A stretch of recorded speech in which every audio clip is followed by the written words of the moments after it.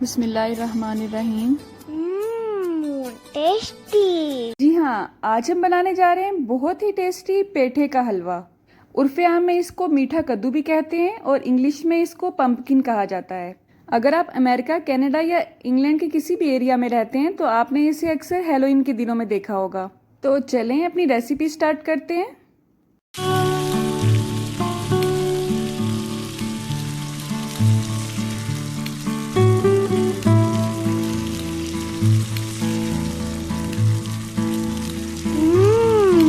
Tasty. तो यहाँ पे हमने एक जाइंट साइज़ का पेठा ले लिया है और जादू से उसको काट लिया है। क्योंकि ये बहुत बड़े साइज़ का है इसलिए आधा हम इसको अब यूज़ करेंगे और आधे को हम इस तरह से कवर करके रख देंगे और ये 3 से 4 दिन तक आराम से आपके फ्रिज में रह सकता है और बिल्कुल फ्रेश रहेगा इस तरह इंशाल्लाह।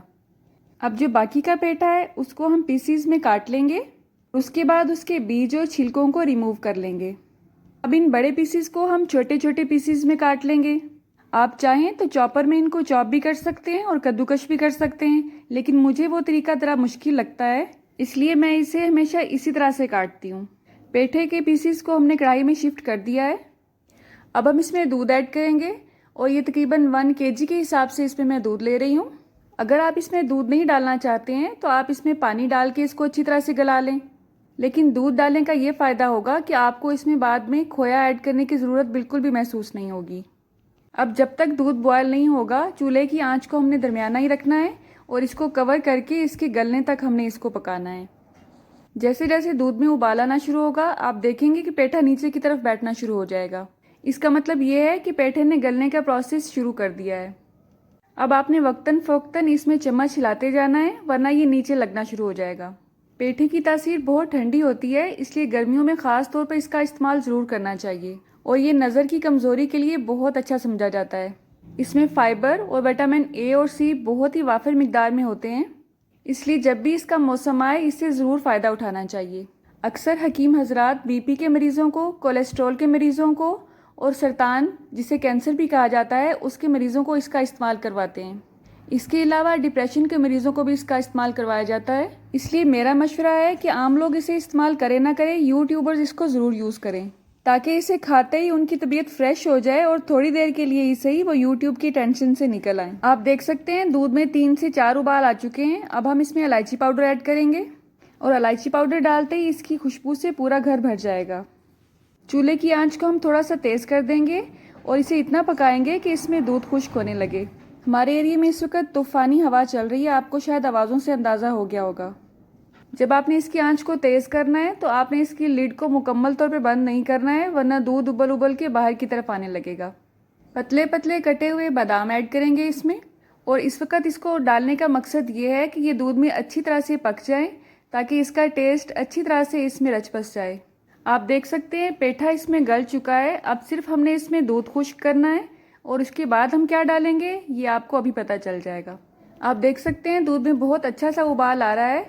अब इसमें 1/4 कप के हिसाब से शुगर ऐड करेंगे और चीनी की बजाय आप शक्कर भी इसमें डाल सकते हैं, गुड़ भी डाल सकते हैं। अगर कुछ नहीं डालना चाहते हैं तो जब आप इसे सर्व करेंगे तो आप इसमें हनी भी ऐड कर सकते हैं। इसको पकाने के बाद दूध मुकम्मल तौर पे जब खुश्क होगा तो इस तरह से इसकी शक्ल आपके सामने आएगी। अब चम्मच की मदद से इसे मैश करते जाएं ताकि इसमें अगर कोई बड़ा पीस रह गया है तो वो भी अच्छी तरह से इसमें घुल मिल जाए।